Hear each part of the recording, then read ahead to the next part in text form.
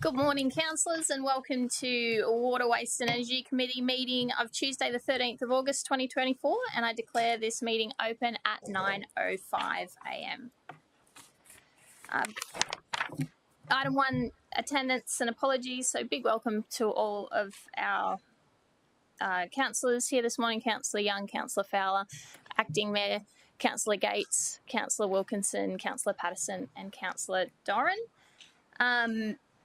I have one apology from Councillor Castro. Do we need to move to accept that apology? No? Okay. Item 2, leave of absence. There are no leave of absence. Moving on to item 3.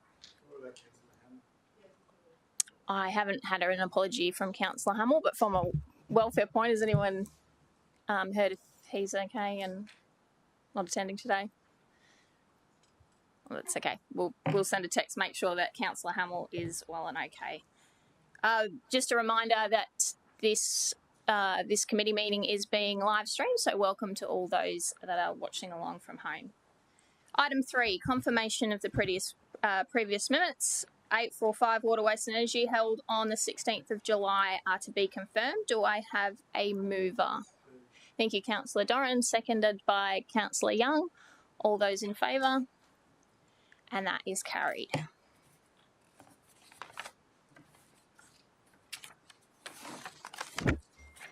Conflict of interest declarations. Do I have any conflicts of interest declarations for any of the items on today's agenda?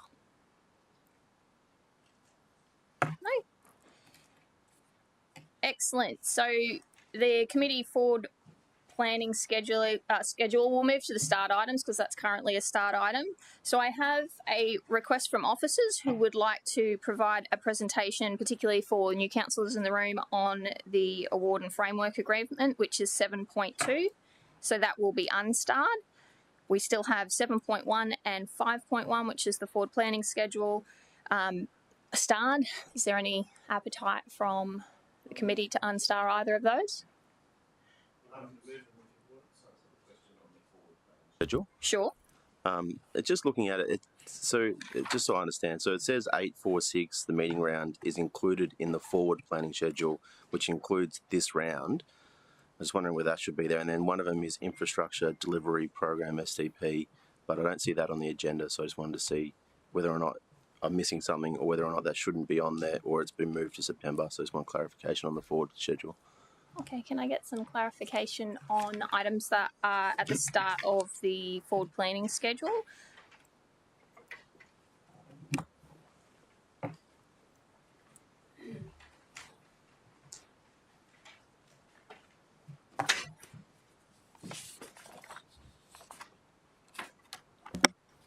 Morning, councillors. Through you, the chair. Item IDP STP. That's the item that's being presented today. Item 7.2 on the agenda today. So the award framework agreement. Correct. Okay. Thank you.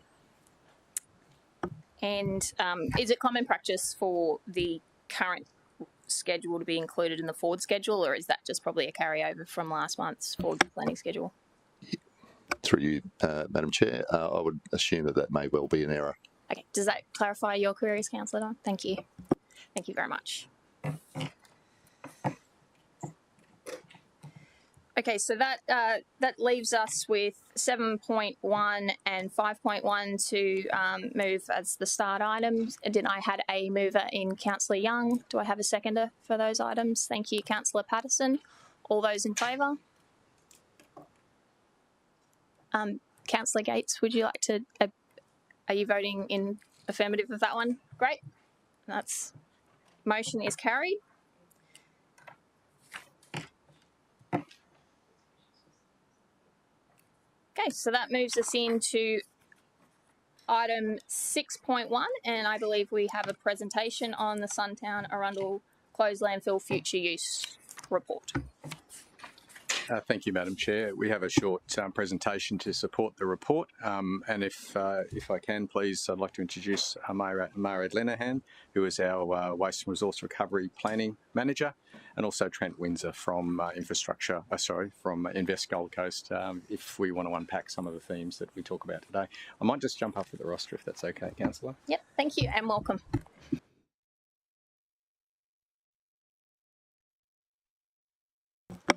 Good morning, councillors. The intent of this presentation today is to give you an update on a Suntown Arundel closed landfill, the future use of that. Some councillors who were in the previous Water, Waste and Energy Committee will recall that we had a previous resolution from December 22, which endorsed development plans, or at least one first stage of those development plans at the Suntown site. So we're seeking councillors' approval for refreshing those and revisiting those based on some additional information and work that's happened since those original plans were put in place. Whoa. Excuse me.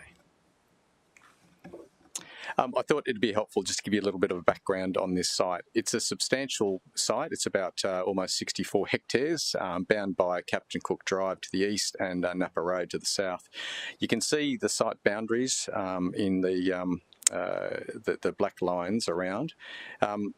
And about half of that site is heavily wooded. So down in the south area there, you can see that the bush down there, which has got habitat values for koalas and other native fauna down there. And you can see in the centre of that diagram is where it says Suntown Landfill, is where the old landfill actually was, so where the material was buried there. And we'll talk about the history of that usage. But again, this site is quite different from north to south. So the woodland down in the south, in the centre there, we have the old landfill, which again is turfed and covered. On that site of the old landfill, we have some fairly extensive gas capture and extraction infrastructure in operation. I'll have a couple of photos for that as we move through the presentation. But again, as we've touched on before with closed landfills, these are almost living entities in that they have a life of about 30 to 40 years while that putrescible material breaks down. So when that breaks down, it produces landfill gas, which includes sort of carbon dioxide, methanes and other gases, but also leachate, which is a liquid that moves through the bottom of that cell. And depending on the design of the cell, whether they've been properly lined or like our modern ones, completely enclosed, that leachate can in some cases be captured and treated. Some of the older landfills across the city, we didn't build that sort of infrastructure in the 80s, particularly when this one was built. In the north of the site, there's an entry area there where there's an old weighbridge area. Moving just a little north of that, the body of that landfill is a flat site up there where we have, for example, in recent times, had the set for the Elvis movie was up on that area there, and we also used that more recently during the summer storms for Operation Cleanup as a staging ground for all the green organics that were captured, and they were ground up there before taking off to processors. In the far north of the site there, you can see the entry area. And also the Mike Hatcher motocross club in the north. Those northern areas are areas that didn't have landfill underneath them, so the uses of those are a little bit more broader than what we could possibly use that landfill site for. On the boundaries there, you can see the industrial sites to the north and the east, and residential areas to the west and the southeast there. In terms of the usage and a bit of a history and background on this one, the site commenced landfilling in 1979, and that ceased in 2010. There has been a fair bit of work done on that site since closure, so post-closure management of that. And some councillors may recall councillor had a class action from neighbouring residents related to landfill gas migration, which was settled in about 2017. In parallel with that activity, we had an environmental protection order placed on that because of the environmental concerns and risks around that by the Department of Environment and Science at the time, which included gas capture expansions and leachate work as well. So the city has invested substantial effort and money into bringing that site up to a state that that DESI, the environmental regulator, is satisfied with, while that environmental protection order was closed off in about 2021. In terms of the broader site usage there, we've also used, I mentioned the Elvis film, and again, our colleagues from Invest Gold Coast has been working with the film industry, who find that site incredibly attractive, and has successfully filmed the Elvis movie there. And there's further conversations going around about potential future film industry activities on that site as well. We've also used it for some waste logistics over the last couple of years, particularly with the expansion of the green waste bins. Those 70,000 bins, we use that as a staging and a bin building area, and then dispatching those off across to the other ends of the city. In terms of the planning for the site, so in 2022, the Water and Waste Directorate at the time proposed a stage plan with sustainability themes. So those were heavily waste related, but also included things like the potential for putting a solar farm, particularly sitting on top of that the old landfill area. Again, because those the closed landfills effectively alive, you get the gas movement, the leachate movement, but also some ground settlement there as well, which limits what you can do with it. And a floating solar farm, and by floating I mean solar panels that don't penetrate the cover of that landfill, so we don't want the gas escaping uncontrolled or stormwater getting into that, was a potential use flag for that. And in fact, more recently in the last month or two, we've been approached by a company that wanted a site tour and proposed something very similar to that, and has a view that it would be an ideal site for those sorts of things. In terms of what Council endorsed back in 2022, a green waste pad was endorsed, and while the planning and design was going ahead with that, that's when the Elvis movie opportunity came up. So we used that site where we had planned to put the green waste for that movie set to be set up. And again, I've got a couple of photos of that in the slides coming. Part of the interest in terms of that movie set and opening the thinking up beyond water and waste initiatives, or water and waste and sustainability, our colleagues again from Invest Gold Coast worked with us to do an even broader study, which looked at what is the highest value use of this site for the community and for the city, which looked beyond waste and sustainability uses. So that study identified additional high-value uses, so film industry, high-value technology and other industry, walking, cycling trails through there. And again, as I mentioned, the city has actually been actively working with the film industry to see if we can get some short-term temporary uses for sets to get a good use out of that site, which otherwise is generally lying fallow there, or parts of that anyhow. So that collaboration and study identified some potential uses for short-term, medium-term and longer term, but identified that some broader work was needed to actually understand some of the limitations on that site. Because as you appreciate, there's a safety risk and environmental risk associated with that old landfill. So being able to put some boundaries around what you can and can't do, how you mitigate those risks, and some limitations around that's a really important part of thinking how you actually use that site. So, for example, I mentioned earlier some of the infrastructure that sits there. So sitting on top of that old landfill site are these gas extraction wells. So there's a picture of one there. There's about 185 of those. So they penetrate into the actual landfill body and draw that gas out using a vacuum system, pump it to a central place, and actually flare that off so that it's turning effectively methane with high greenhouse gas impact into carbon dioxide, essentially. In our other sites, we actually use that gas to power generators. As this site is getting older and the potential material is rotting and the concentration of that gas is dropping away, it's not actually feasible to run power off that one, so it's flared as a better option than releasing the methane and other gases associated with that one. So what we're seeking from Council today is really reconsidering that regional sustainability hub and halting progress on that green waste pad construction. And the intent of that is to really expand the thinking on how we can get best value use out of this site for the city and the community. We will need to do some more risk assessments on that site to be able to bookend what we can and can't do, and with things that we can do, what controls that we need to put around there to address potential environmental and safety risks. So, for example, with the Elvis set, we did a full risk assessment around how we protect that infrastructure, how we ensure that there's no gas and safety risks to the people on site filming. We will do some additional studies, including some more detailed environment and geotech studies, just to build upon a good body of work we have there, but potentially to really pull that work together into a site suitability statement.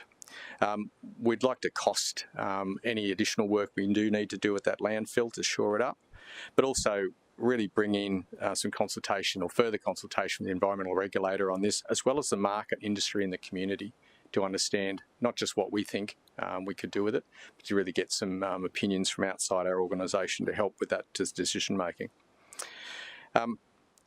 So in terms of that analysis, after we can go through those activities, again, looking at things like industry demand, the return on investment, and also those feasible uses that we think what that actually offer. So what we're recommending today is that we halt the progress of stage one, of that sustainability area, so we don't build that green waste pad. The council progresses some of those more detailed environment and geotech studies to support that site's suitability statement. And that council endorses investigation of commercial and investment opportunities appropriate for that site. Probably the only thing I can add to that one in terms of, a fair question, an obvious question is what does that mean for those customers in that catchment that could have used that? A couple of points I can make on that is our broader network strategy that we're working on for our waste and recycling centres includes some upgrades of the green waste pads, the ones that aren't too far away from this site. So, for example, with our Pimpama Stage 2 Waste and Recycling Centre that's under design at the moment, will include expanded green waste facilities there for our residential customers. And our Mollendina upgrade as well will include with a new green waste pad for our commercial users. So the bins and JJ Richards who empty up there, moving that away for a specialised and separate green waste pad will allow us then to provide better services for our residential customers who can use their own separate pad on Mollendina as well. So those customers in that area will still be fairly well served with green waste pads still within, I think, about a 20-minute drive. Mairead, would you like to still within that 20-minute drive away for those customers? That's correct, yes. So the majority of residents will have access to one of our premium drop-and-go pads within the city. No problem, thank you. And Trent, I made mention of interest from the film industry. Any sort of comments on that level of interest, perhaps? There are just a number of conversations happening through Gina Black, who leads that work, and it is a really high-value site, particularly for backlot type presentation, work, which is what Elvis was, given that it's close proximity to the city, but it's also very protected. So it's still a very valuable site. It's something that we still show proponents to, and there's a couple of confidential conversations happening at the moment within the city for that use of that site. But it's been great doing the risk assessment work that now kind of shows that can continue with the film industry in a more formal way, with them undertaking their own risk assessment in partnership with your team. So it's great. Yep. Thank you. Madam Chair, over to you. Thank you very much for the presentation. So I'll throw to questions, and Councillor Young's first off the bat. Thanks, Chair. Good morning. A couple of questions. I noticed in the report on page 15 second dot point, you mentioned the city is currently managing a leachate expression within the stormwater system in Area 2, the source of which is undetermined. Can you elaborate a little bit on that, please?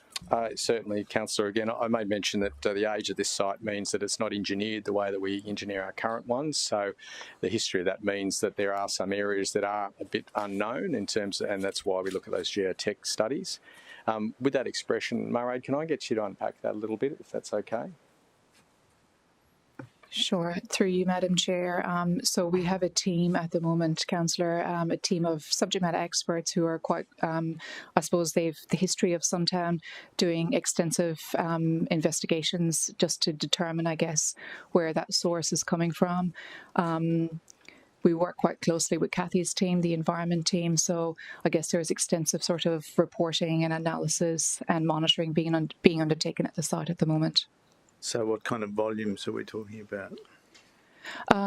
I would actually have to take that on notice, Councillor, unless Kathy can provide any further detail on that one. Chair, yeah, Councillor, it's small volumes.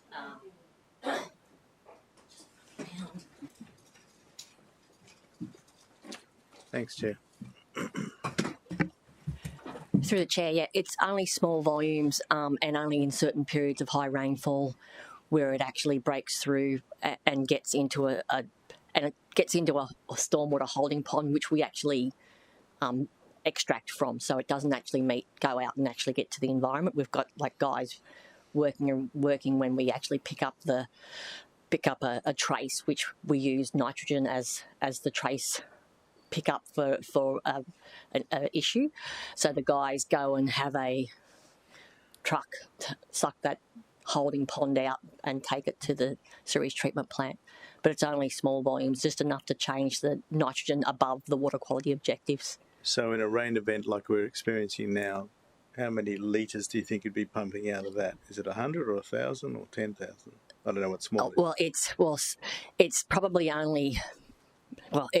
in the pond itself, it's thousands because you've got the stormwater system bringing stormwater to that pond, yeah. But the amount of leachate would only be hundreds. So there's no discharge of that to the environment. And no leaking into the water table. That's what the geotech guys are currently investigating. Yes. Thanks, Chair. I've got one other question, or a couple more actually, not related to that, but the gas. You mentioned that there's not sufficient quantities of gas to make it viable to generate energy from that. Is it feasible to store it and then use that stored energy? You said it's just being flared, so it's just being burnt. Yeah, it's about the concentration. So if you take sort of 100 litres, for example, and you've got more of a fresh landfill where you're getting that processable rotting, the portion of that 100 litres that's methane and flammable, and you can get that sort of calorific value out, is quite higher. As the landfills age and that material starts to rot, the portion of carbon dioxide, which is sort of non-flammable, rises. So being able to compress that and put it in a genset to actually burn that to generate electricity diminishes. So, for example, at Reedy Creek and Stapleton landfills, we certainly generate energy at those ones where we can power the equivalent of about 7,000 houses. But because they're fresher and the nature of those ones means that the portion of that flammable gas is a lot more concentrated and therefore able to be burnt in generators. Right. So the gas that could be captured can't be separated, so you've got methane and... Look, anything can be done at a price, but it's just not commercially viable to go down that path at this age of this landfill. So to prevent the methane escaping and the carbon dioxide equivalents that means for greenhouse gas, it's seen as better to burn that off. Thanks. So just looking to the future land uses, and there's talk about commercial and industrial and filming and a whole bunch of other stuff, but I didn't see mention of community uses, and I might be wrong, but certainly one of the things that's always in my face is the need for land for community purposes. People want to have buildings for their headquarters for different societies and clubs and groups. They're not all sports groups. You can imagine the broad range. So I wonder if there's an opportunity for us to look at that within the site as well as the commercial and investment opportunities that are listed specifically in the recommendation. Through the chair, certainly that would be part of that study. So, if with permission of Madam Chair, we can actually amend that to make that explicit. But that certainly was something, and we flagged in the report that the potential for things like walking trails. But I take your point in terms of broader uses, and certainly we'd absolutely consider that. So, for example, Rotary, the people who build wheelchairs out of bicycle parts are based there, so they've got a long history and footprint on that side, right down there at the south. It's not too distant from this, but there's the Arundel area where we've had land that the council owned that we've portioned off, and then through an expression of interest process, we've lease that out to various community groups so they can build places of worship or storage facilities or whatever it may be. There's just never enough of that kind of land, so it's more that sort of infrastructure that I'm contemplating or interested in, us having a resource to meet that continuing demand. Through the chair, I think certainly we intend and will put that into the mix in terms of what that highest value and the criteria that sits around that. Thanks, Chris. I will seek to include that reference in the motion. Thanks, Chair. Excellent, thank you. Any further questions? I was just wondering, is that not noted in the mix already? Is that something different to the community centre, which is noted on page 16? Yeah, very different. I'd suggest a community centre. I think there is one in the near vicinity, which was opened about 2000, and that's a genuine community centre where people might do dance classes or have a meeting. The alternate might be a facility that's leased out to the Muslim Society or the Hindus or all the rest of them that are currently in Arundel, and there's more of that need as we grow, and it's that kind of thing. Thanks, Chair. Thanks, Councillor Young. Councillor Wilkinson. Thank you, Chair, and thank you, Chris, for the presentation. I'd note in the previous resolution on the first page, point 5, the Council supports the continued use of Mike Hatcher Junior Motorcycle Club for recreational activity and the lease area be excluded from Stage 2 planning. I guess my question in this is that given the proposed recommendation today is looking at all the components of the site, including Mike Hatcher's, which is coming up to 40 years basically in the site that they're located at currently. Given their previous exclusion and that the report here shows the potential short-term use of 0 to 5 years of no change, have discussions commenced with Mike Hatcher's about the future and what they're seeking from our future staging developments, that 5 to 10 years and then the 10-year plus range, as these aren't, in my opinion, heavily detailed in today's report. Are alternative sites being discussed potentially with this particular club? And are there any in the city that are actually feasible in that consideration? Thank you, Councillor. Through the chair, we're looking at the entire site as a city. I note that the Mike Hatcher's lease finishes around 2029. I would be consulting with my colleagues from the communities area of council who deal with those leases and with those groups to get some guidance on that. But what I can say is that any use of that site certainly would involve consultation with the community, including the current tenants on that site of Mike Hatcher. So personally, from the waste point of view, don't take a view on that, but the city obviously needs to be consulting with Mike Hatcher, and I'll need to consult with my colleagues from community areas to understand any thinking that's going on in terms of the future of leases along those lines. Thank you. I've got a couple more questions, Chair, if that's okay. I don't want to jump in ahead of anyone else. So I appreciate you actually just touched on consultation in general there, and I appreciate that the community consultation was done in 2022, yet we're presented here with realistically something that doesn't give further certainty, I guess, to some of the members of my community, noting we've talked on film in what was considered in that mix. I don't even think film was mentioned in what the feedback was as part of that. So can you give any advice, given the new pathway we're walking down at the current moment? Will there be further consultation for my community, and what kind of time frame could we expect, I guess, to make sure that we're adequately keeping them abreast of what's going on in this space? Thank you, Councillor. Through the chair, a couple of steps to that. The first step would be that site suitability assessment, which gives us that sort of baseline of what can and can't happen on that site for sort of safety and environmental reasons. So that would be that first step. We anticipate we will have that ready to go by the 30th of June next year, so this financial year. Leading up to that, where we can do some work in parallel, we will look to do community consultation around that to get some views, because obviously when we did that previous community consultation, people did have views in terms of what they wanted for that significant parcel of land up there. So we will not proceed with a direction for that without some community consultation around that. Okay, excellent. Just with regards to, you noted 30th of June there, I just thought, when do we, I guess, as a council, anticipate the full suitability statement and investigation of the commercial and investment opportunities appropriate to this site to actually be brought back to this council? Do we have a time frame on that, or is that the 30th of June date?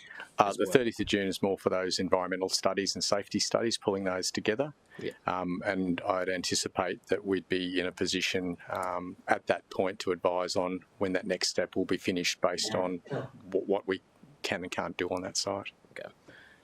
In the interim, do we know what this site may be used for whilst these investigations take place? And given the activities that may transpire on the site, will they be communicated to the public so that they're aware ahead of time what is actually happening on site? Certainly, through the chair, we'd look to see what we can utilise that site for in the short term. And again, I think the Elvis movie, coming back to that again, is a pretty good use of how we can actually get good use out of that in a manner that doesn't compromise the site. And again, if there was, as we come up with these short-term things while this work's underway, certainly we'd be communicating that to the community. That is a fairly aware community on the boundaries of that site, given the history of it. The other use, I'd suggest, may well be reactive to a degree. So, for example, during Operation Cleanup, that given the location of the storm that went through, it was pretty handy. So I wouldn't like to rule out anything like that, just, again, temporary, short-term use as a contingency site for those sorts of scenarios. Appreciate it. Let's hope we don't have another Operation Cleanup anytime soon. The last one here, just with regards to the landfill proportion of the site, and I know you've touched on it briefly, but just for clarity for my community, how many years will this need to be more or less shut down for, in the sense that, considering the lot obviously has had problems in the past, can you just touch a little bit further on our closure management plan and I guess what we have in place and what's required through our environment regulator before we can really do anything further on site to that particular lot? Sure. I might throw to Kathy on this one in terms of the environmental regulator's view. Again, the goal at the end of the day is to get these sites contained and inert, if you like, but the regulator's view, Kathy can unpack. So generally, for this site in particular, because we've spoken fairly regularly with the regulator on this site, it's at least 20 to 30 years. And they will continue to, we report quarterly to the regulator with our gas readings, and they will continue to monitor that until they're satisfied that they believe that the site becomes, as Chris said, inert. So, generally speaking, 20 to 30 years. We've already been closed for landfilling since 2010. So the standard is 30. Because of the way the site is and the issues we've had on the site, I would say at least, another 20 to 30 years before we're fully signed off from the regulator to say that it's appropriate to use for like other activities, permanent activities. They've allowed us to use it for temporary activities like the Elvis, the green waste, those types of things, stuff that's consistent with the current approval on the site. But, anything that's significantly different, we have to make sure that the site's safe and not releasing the gas to the extent that it's currently releasing gas. Thanks. Councillor Doran. Thank you, Chair. Can I ask a question with regards to the budget funding considerations, paragraph 2 on page 19, the cost of delivering a detailed investigation required to further understand the constraints and potential uses at the site is estimated to cost in the order of $1 million. Can you just tell me what that $1 million is going to go towards, please? Just break that down for me. Through the chair, generally geotech and environmental studies works. So we do, for example, drilling and monitoring of different areas. So, for example, even in the last month, we've put additional wells, sampling wells towards the south end of the site at Napier Road. But again, some of the records around the historical use of what was put where can be a bit of a mystery. So these studies effectively are really getting a fix on what is in there and how some of the gas and the leachate moves. So the second part of that is potential uses at the site. So how much of that $1 million is going to go into, I presume, Mr. Invest Gold Coast sitting here today to look at the future uses? Is there an allocation of the $1 million towards that investigation? Through the chair, again, if I could throw to my colleagues on this one, Murray, my understanding is that $1 million may well be in environmental and geotech studies. That's correct. Yes, through the chair, the majority is allocated to environmental testing. The majority? I'm trying to understand if any of this money is being allocated to Invest Gold Coast to do their review that they've included in this report. Thanks for the question. Through the chair, at the moment, no. That kind of that high-level investigation will just come through operational budgets already approved through council. Right, so that's really just to investigate the site for potential uses. Yeah, and the geotech and the environmental element of it. That's correct, Councillor. That's correct. And so the report indicates that we're doing this body of work for potentially 10 years to maybe have buildings on the property in 10 years. Is that the time frame? So we've got to do some work earlier, I get that, but looking at 10 years before something could potentially be put onto the site. Is that, if I read that right? Through the chair, it depends. We've got quite different natures of that site. So clearly those areas down in the south and to the west that are wooded, we wouldn't be looking at, because of the habitat value, we wouldn't be looking at doing anything with those. But for the developable portions in that site plan. That was so in the north there, where you're not sitting above buried material, they're the areas that you can move on. And even in the south there, where we currently have buildings down there, are areas that, again, are suitable for building. Yeah. The landfill itself is really limited even in 30 years for building because you're effectively sitting on rubbish and rubble.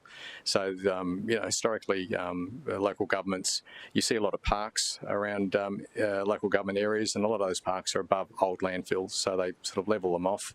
You don't need piles, there's no structures or weight on those ones, so sporting fields and those sorts of things. Yeah. So the developable portion of the land in the plan that's attached on 23, as I see it, is the 1, 2, 3. What's the potential developable portion of that land in terms of hectares? To give an understanding as to what the amount that could potentially be unlocked at the site. Through the chair, those areas that could be unlocked are effectively 1, 2, 3. Yeah, I was just looking for the size, Chris. Sorry. I'm sorry. Have outlined that they could potentially be unlocked. Chris, I can take that if you like.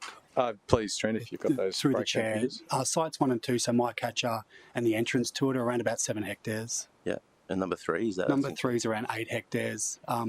It's less, it's one of those ones that's got C&D rubble. Am I right there, Kathy? So a little bit of that geotech and things like that. Really need to understand what's below that to so 1 and 2 are the most likely areas that are that could be developed or for community uses, whatever that might be, and 3's probably got a little bit of an unknown to it given the nature of the material below. So, Madam Chair, just to wrap up, a couple of questions for the director, but just to also ask a question as to why we need to do this in terms of a recommendation. Number 3 specifically, we currently have a community centre review, to go to Councillor Young's point before around community services. That review is being undertaken at the moment to look at the city holistically and look at where we need more community facilities. If we do, we currently have a planning scheme being undertaken at the moment, which is including a body of work that looks at where future planning uses need to be changed or endorsed or to accommodate growth. And we currently, with that planning scheme, have a local growth management strategy that's being adopted adjacent to that. All of those 3, just to 3 off the top of my head, seem to be a more appropriate path to capture and investigate the future use of this site, rather than this particular recommendation, I guess my question to you is why can't we just, why has it not been considered by officers to include this site in the planning scheme, the local growth management strategy as part of the community centre review, saving any money that could have been allocated wastefully to a separate body of work and included into the overall city review of these sites in a planning and community sense? Through the chair, I think that's a good approach and a good question. We can certainly make those areas, and I'd be surprised if this site is being excluded from those. I don't think the approach we're taking takes them out of those mix. And in fact, the only variables or the only unknowns really is what's going to come out of this site's suitability use. But part of that is in the inclusion of Invest Gold Coast. Now, to me, that seems incredibly premature when we don't yet know what the site is going to be used for, and the body of work that's been done by Invest Gold Coast and some of the cases in this committee, in this council, has, in my view, not unlocked real value for those lands. So, if your suggestion through the chair is that recommendation 3 is to incorporate with all those 3 bodies of work, I don't see the need for Invest Gold Coast at this stage of the program.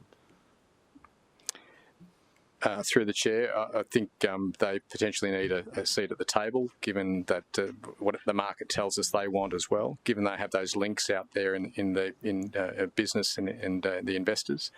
I take your point in that certainly we don't want that group to be doing that, Invest Gold Coast to be doing this exclusively.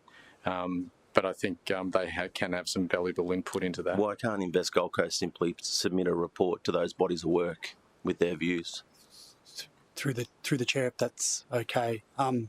Absolutely, the planning team need to be involved. There needs to be an appropriate planning pathway determined for the sites, and also in order for some of those sites, if we wanted to bring them to market earlier or transact them in a certain way, would need to be reconfigured as well, so we can remove them off the environmental permit, its current status. Take it off the register, yeah. Yeah, that's right. So planning's absolutely involved. Invest Gold Coast role at the moment would just be understand a little bit of market-facing work, and if we were at some point a decision of council to take a transaction, most likely it would be in the form of some kind of lease, given that the ongoing controls and measures we need to take for leachate and other things. So Invest Gold Coast would really be there just to make sure that we're importing the market's views, undertaking market sounding, with the additional kind of technical material, and also helping the planning scheme. So we're there, just as you said, as an advisor. Sure, but back to the timeline, Madam Chair, it's not needed to potentially have a building for 10 years. So the body of work that can go on now, the community centre review, the planning scheme and the LGMS, can look at whether or not there is a need for that particular space, whatever Invest Gold Coast is going to look at. And then you've still got maybe 5-6 years to go and work on the market soundings at that point, and you've advised on the way through. So Chair, my feeling is the recommendation needs to be changed to continue the Wastewater and Energy Department's investigation of the site for future uses, that environmental and geotech space that you need, but then we remove Invest Gold Coast from it, and we add number 4, that Council endorses that this site be included into the community centre review for the use of future sites for the local growth management strategy and the planning scheme, that it specifically gets captured into that. That would be my motion to change this recommendation. Yes, Councillor Patterson.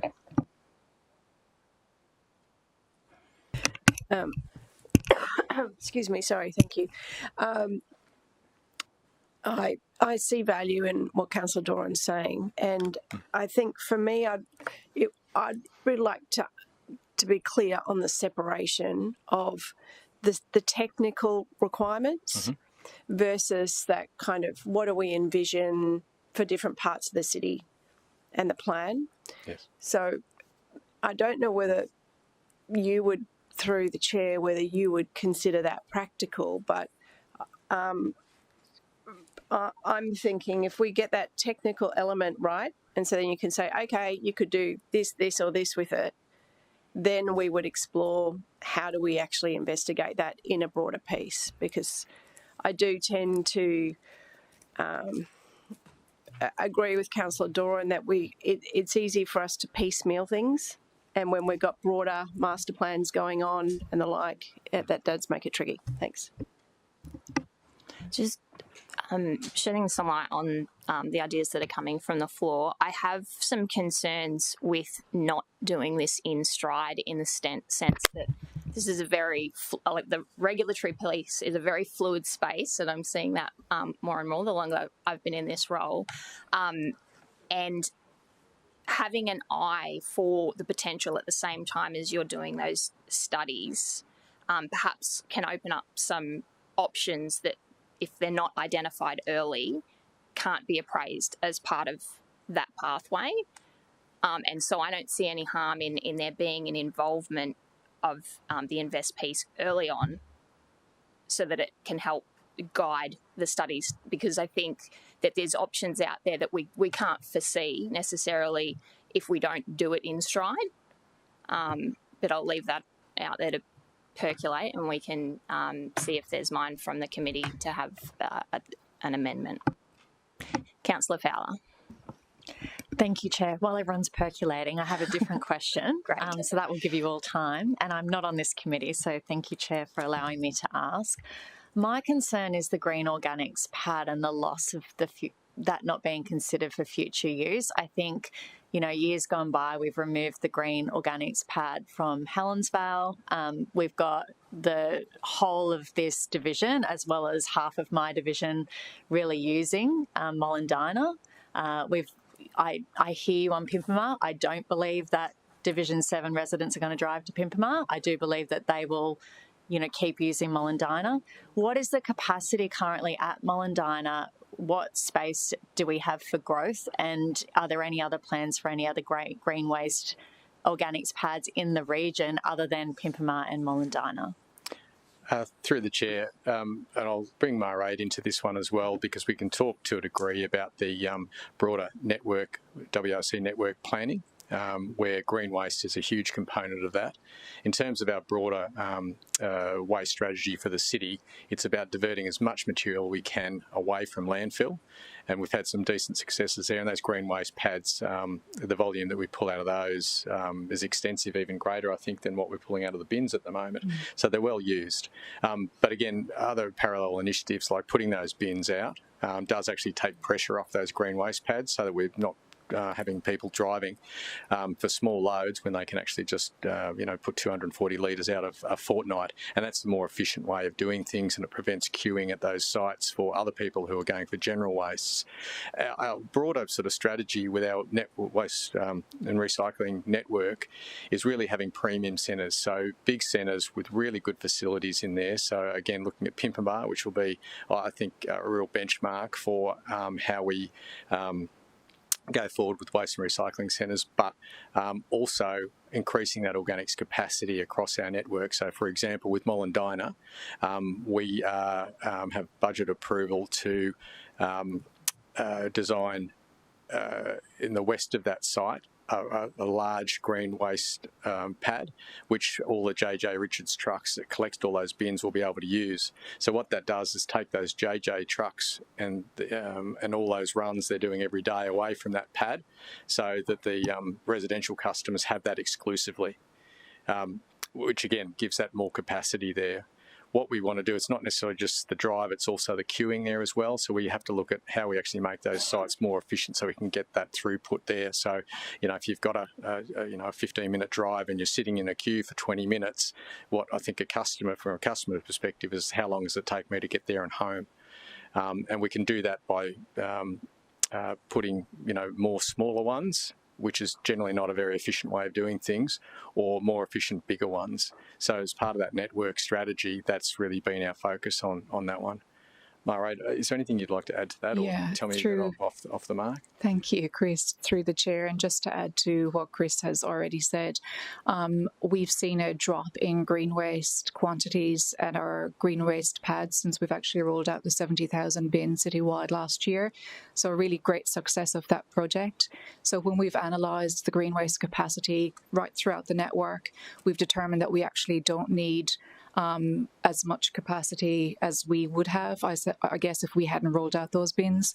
However, just to add to what Chris was saying, we do have queuing issues going into Mullendarner at the moment, and once that Mullendarner West pad is up and running, that will really free up capacity at our Mullendarner pad for residential use. Just one follow-on. So if we're having capacity issues at the moment, when do we think we're going to move forward to that resident-only facility? So planning's underway at the moment for that. We'll also be upgrading the actual entrance road into Mullendarner next year, and then that Mullendarner West pad should be up and running by 2026. Okay, thank you. I've just got a question on that proposed stage 1 development of the resource and recovery recycling activities at the Suntown site, as a few of our committee members weren't involved in that. So my understanding they were conceptual plans. Can I just confirm that there was no capital investment on stage 1 at Suntown? We did design work on that, some conceptual design work, but no works on that site. Okay, thank you. And final question from me. So to aid our understanding of the importance of the InStride assessment with advice from Invest Gold Coast, could you please speak to the benefits as opposed to having it, geotechnical studies occur as a distinct phase and then those invest options being brought to the table at the same time as, say, the community assets review? Through the chair, I can probably touch on that one. I think, Councillor, your approach is, can we do this in a more holistic way? So instead of a series of activities there, we do have a lot of information on that site, and the studies will add to that and then pull it together as well. Now, I don't see any reason why we shouldn't be feeding that information that we have now in terms of the work that's happening with city planning, community centres, so that this site can actually be incorporated, the thinking at least, can be incorporated in those activities as well. I think that would be an efficient way of doing that. I can't say that's not happening at the moment because I don't have quite as much insight into some of those studies, particularly community centres, that I should. But we can certainly take this conversation and associated resolutions over to those areas that are running that, saying, please consider Suntown as part of this. Here's what we have for Suntown at the moment in terms of potentially particularly that landfill body in there, and incorporate that into the thinking and the planning for those broader projects. Councillor Doran, would you find comfort in having that explicitly included in the recommendation? Councillor Gates. It wasn't a question. I was going to suggest some words for you, if you would like me to. Can I answer that and then come back to those words? Is that okay? Yeah. So I appreciate that, Director, and I appreciate what the Chair is looking to help me out here to try and get an outcome. My concern is that bodywork should be going on, and the fact that you can put that into there is great, but there's a hierarchy of importance, and my feeling is the planning scheme, the LGMS, and the community framework review outweighs whatever Invest Gold Coast want to do with this site. I mean, the reality is my feeling is the city needs to determine what the best use of this site is, not the private sector through Invest Gold Coast. And I don't want us to allow Invest Gold Coast to start to play with this when there's a big community interest, there's a big site that can be unlocked for high-tech industry or whatever it ends up being. I don't want us to allow them to take this, go speak to the market and come back with a commercial proposal that is so unpalatable that we give away land, right? So I feel like it should be captured within this framework, and that's where I am at the moment. Okay, given that's moving sort of into the debate space, unless there are further questions, Councillor Wilkinson. Chair, just a comment, not so much a question, but okay. I tend to have the same sentiment towards what Councillor Doran is saying there. And in the interest as well, I would also add that any recommendations that were to even be considered, if this were to transpire down the Invest Gold Coast path, would have to be brought back before this council anyway for its due consideration. But yeah, I tend to agree with what Councillor Doran is actually insinuating in this potential change recommendation.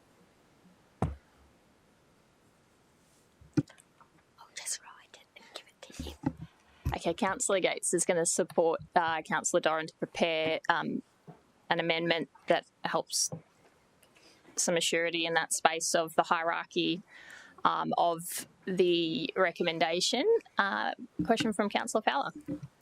Again, not on this committee, but I think just for my 2 cents, I also agree with what Councillor Doran's saying. I wouldn't want a future invest film location consideration to overcome a community use for the site. You know, we are considering, you know, a really great tenant there with a great community asset for kids, people who love dirt biking and motorcycling, maybe perhaps not continuing past their current lease. Then I wouldn't want that land to then be a site for films. It would need, in my mind, a better position would be that that land goes back to a community use, and I would love to see that as the primary investigation rather than it being, well, what is its Invest Gold Coast commercial use? I think that that's a secondary consideration in my view. Thanks. Based on the sentiments being shared by the committee, would the officers like to offer any commentary?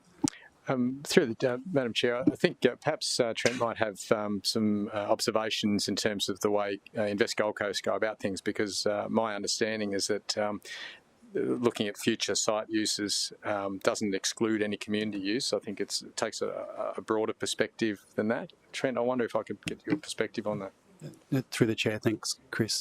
That's right. If we were to undertake the analysis or lead the analysis in conjunction with those other, which we already are in some other projects, those current studies underway, of course, we'd look at all the uses, including community and others, but also temporary is probably important. So at the moment, for the Area 3, we're currently facilitating those temporary uses, or the market coming to us about temporary film. Then we meet the H&R team. So there are temporary uses that we continue to facilitate, and also if we were to pursue something like solar on Area 4 where the landfill is at the moment, that's something that might come through the commercial transactions branch of Invest Gold Coast. Given that you'd enter into a long-term lease or something like that, again, we'd then be leveraging the expertise in the H&R and others and appropriate planning mechanisms. So there's the long-term thing, very much understand, but there's also the temporary use that Invest Gold Coast are helping or leading in some instances if we're asked to do so. So just wanted to put that lens on it as well. But any long-term use, just as we did for this site, we did include community uses in that assessment. So. Excuse me, Chair, sorry, I have to go. No, I was here for 7.4, but we didn't get there. Okay. Never mind. Excuse me. Sure. Sure. Let's see the wording. Thank you. Are we ready? So I'd like to amend recommendation 3 to say that council endorses investigation of the future use of Suntown, or put the site, whichever you prefer, within the framework of this planning scheme review, LGMS and community centre. What's the wording of those guys? What's that review? Thank you, Councillor Young. Community facilities review. Yeah, right. Yeah.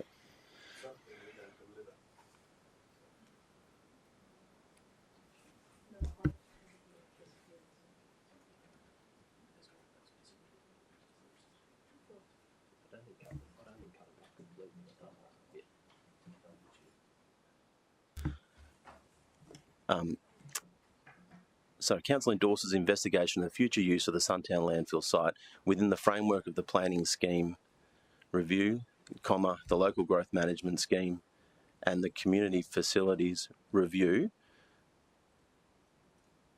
and then say with consideration given to community purposes. We just say for community, commercial and investment opportunities. Yep.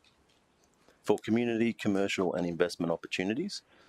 And then I've just got one line after that, please.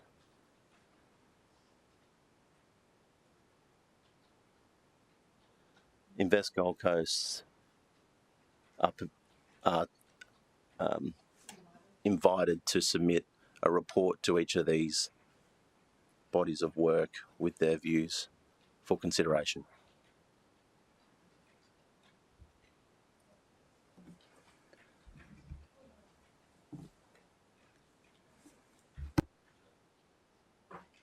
I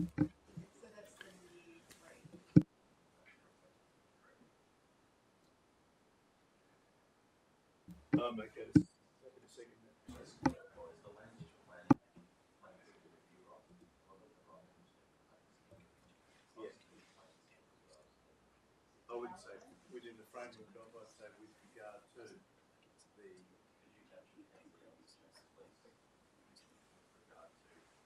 So get rid of within the framework, so. First line, within the framework. While this is being crafted, may I ask a question to officers of any risks to timings and progression of this progress if we were to pursue this recommendation? Madam Chair, the only expansion of that one potentially is so long as it doesn't necessarily preclude temporary uses. So, for example, if we can use it for 6 months for a film set, Okay. It'd be a great thing for the city if we could do that while this is playing out. Okay, so just for the committee members, I asked a question regarding risks to time frames, and Chris has just alluded to the fact that if we could add something that spoke about interim measures or short-term frames so that we don't preclude ourselves from looking at investment opportunities that... Are you referring to the likes of the temporary use for film in the meantime? Through the chair, yes, yeah. So we can get a yield out of that. Yeah, I think that this. I mean, I take the view of the more experienced members, but I feel like this number 3 director, it talks to what we're doing, investigating for future use. So it doesn't prohibit whatever you're currently doing on the site, including the lease that's there now. Through the chair, I'm comfortable with that. I just wanted to clarify that there's no concern in us using it for example, film sets in the interim. Noting that it's very clear from the committee that there is no intent behind that, I feel comfortable we could probably progress this recommendation and look for, seek some advice before full council, and we can seek to have that additional explicitly articulated if necessary. Yeah, if possible, Madam Chair, and that we may all get that advice as to know that's within the bounds of that resolution. So some advice on that might be prudent. Great. Councillor Patterson. May I suggest that you add another 4 then that relates specifically to those temporary measures?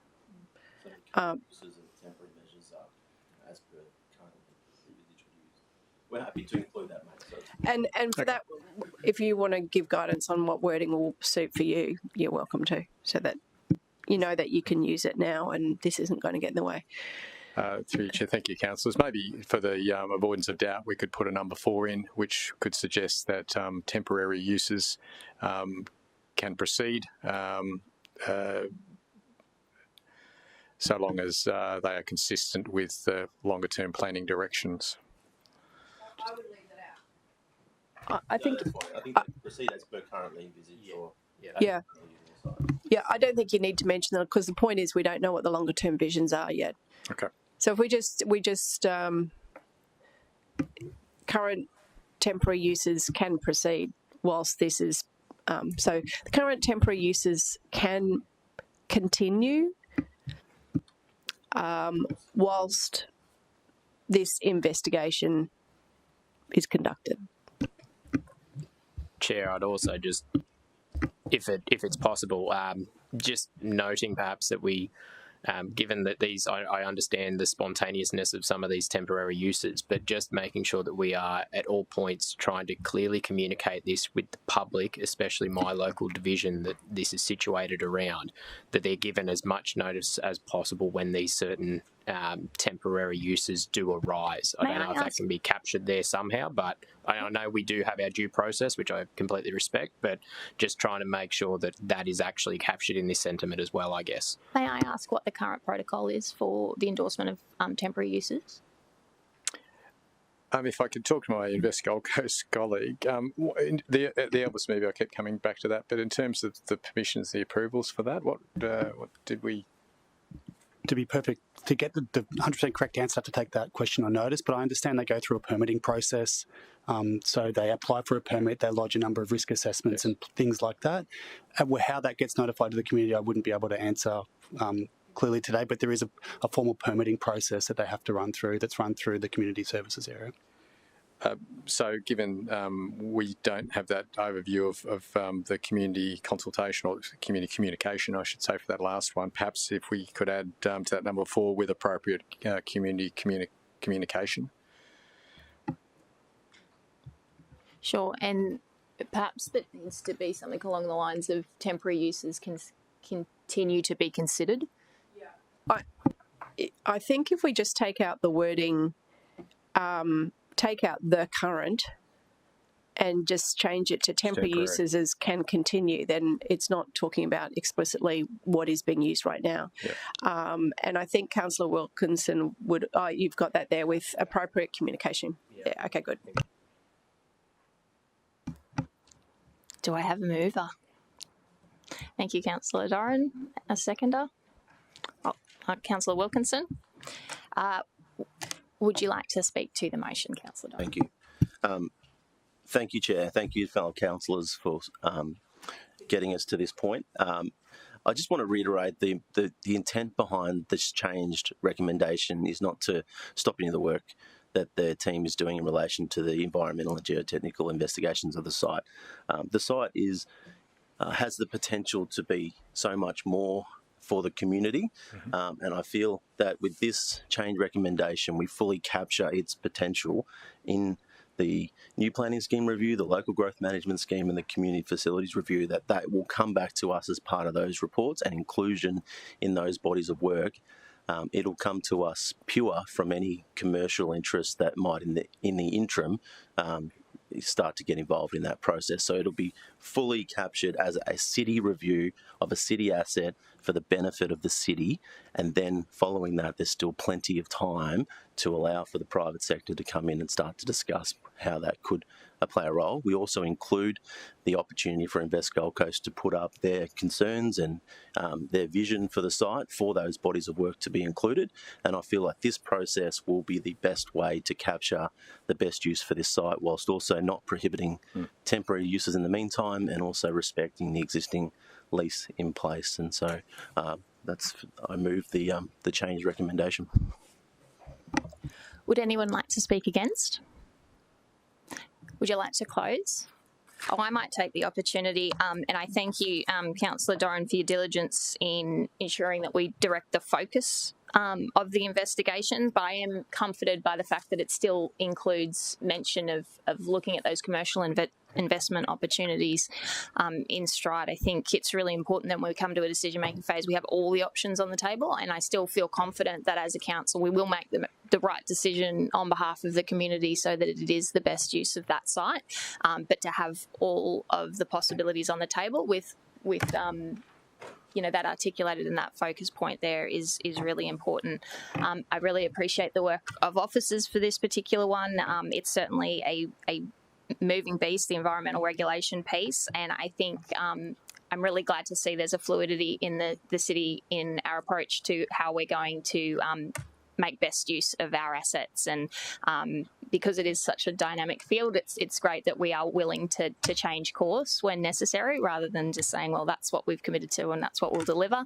To Councillor Wilkinson's point, though, it is really important that when we do change Stride, that there is a lot of communication with our community who are expecting one thing and perhaps get delivered another.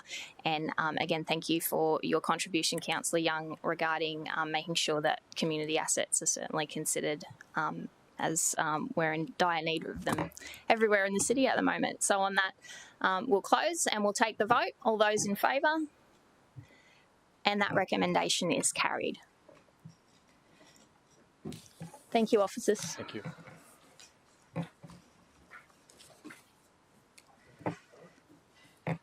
Okay, we'll move to item 7.2.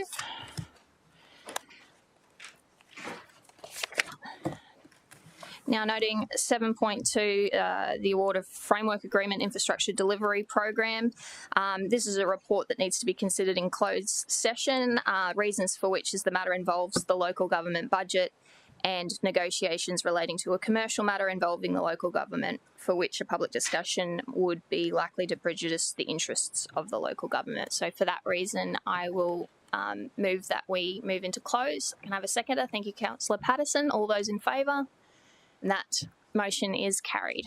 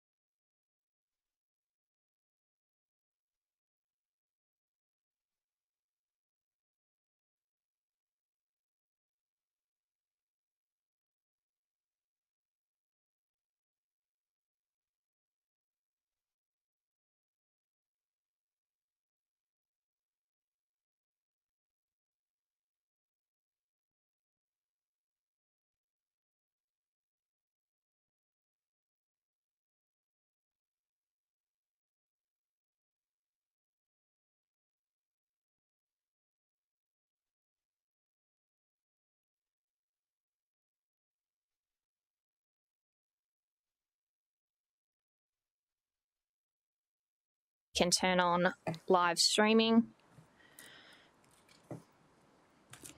Okay, welcome back, viewers. So we've just come out of closed session. Do I have a mover for 7.2? Thank you, Councillor Patterson. Do I have a seconder? Thank you, Councillor Wilkinson. Councillor Patterson, would you like to talk to the motion?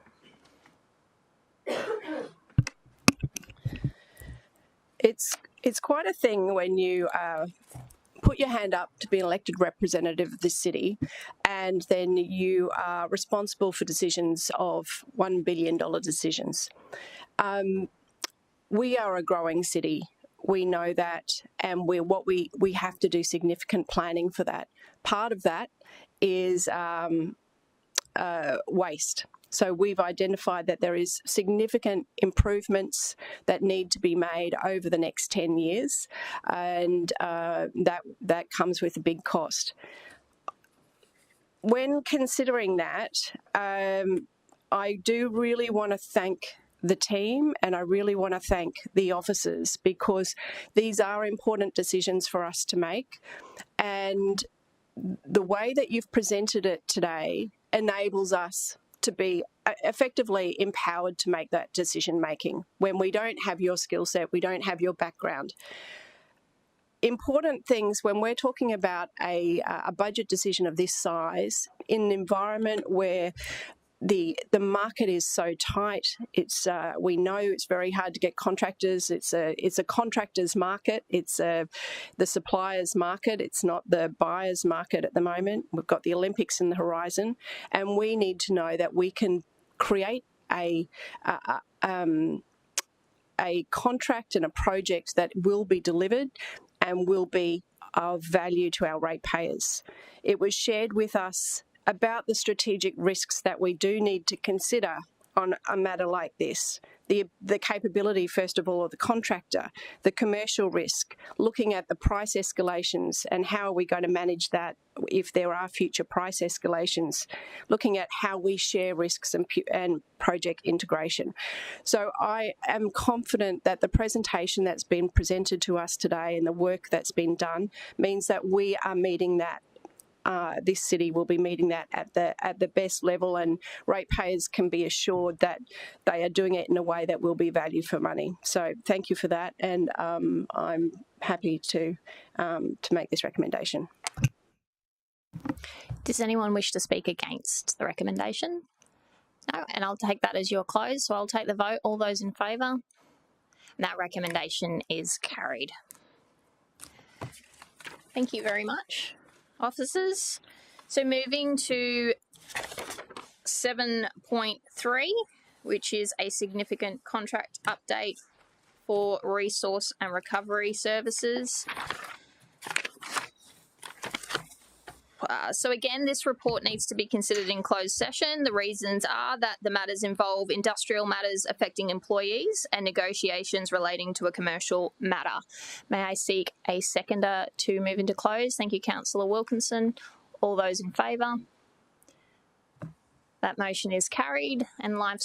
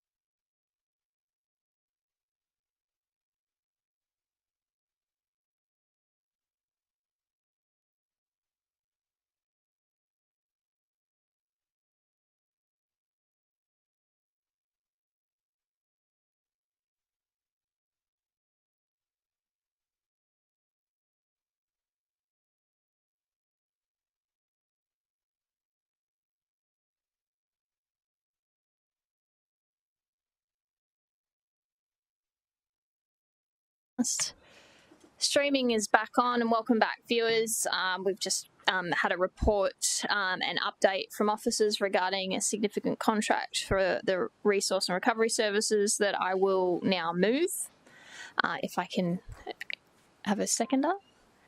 Great. So the report involves industrial and commercial matters, so that not much can be disclosed in open. However, we thank city officers for the opportunity to better understand the progress for our situational awareness in future decision making, not only for this contract but for any future contracts. Does anyone wish to speak against the recommendation? Oh, we're finalising. Okay, we're just finalising the words before I take the vote. Would you like the opportunity to close as the seconder, Councillor Doran? Okay. Are we satisfied with that? All those in favour? And that recommendation is carried. Okay, moving on to our last item for today, we have 7.4, which was a supplementary item on the Advanced Resource Recovery Centre update. Thank you, officers. Thank you, Madam Chair. Can I introduce Grant Gabriel, who's a Program Manager of the Advanced Resource Recovery Centre Program, and Kathy Baker, who's our EGM, or our GM of Environment and Heritage. The intent of this this paper is to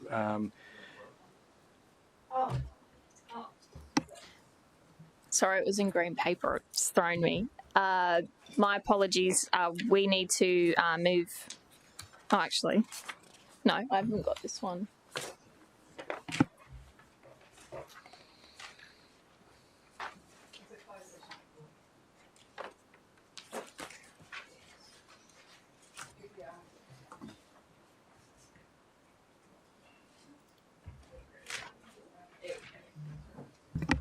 My apologies, and thank you, City Secretary.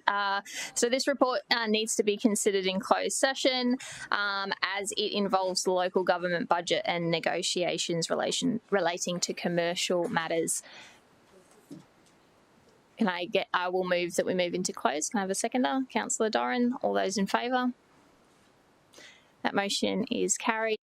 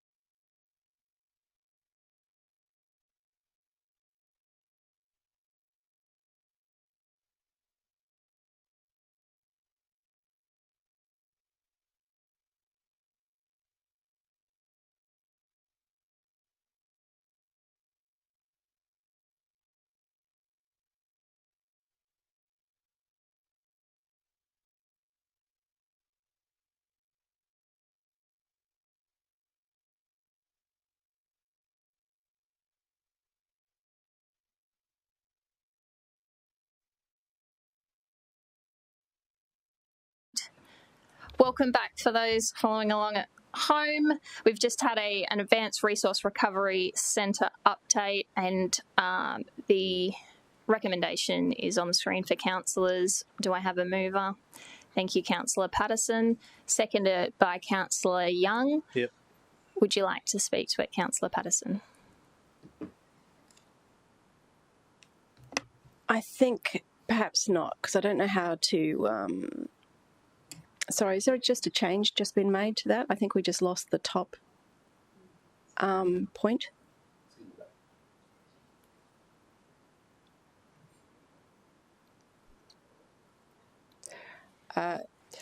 Okay, so with our waste processing for green waste, we know that that is a key concern for this city and all local governments everywhere.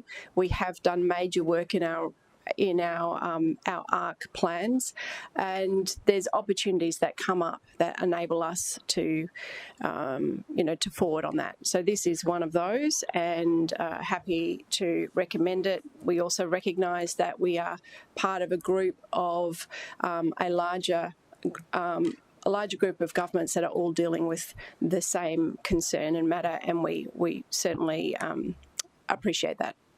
Thank you. Thank you, Councillor Patterson. Would anybody like to speak against the recommendation? No? Okay. Would you like to close, Councillor Patterson?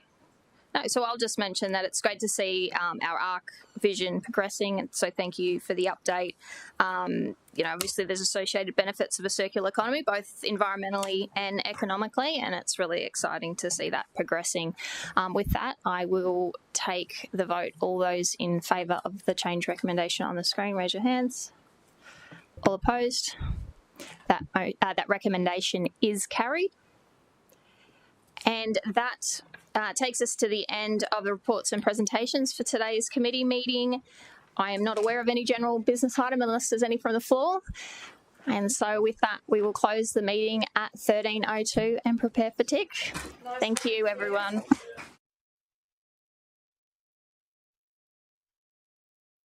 I know, that's a long one for waste, isn't it? How did you do that?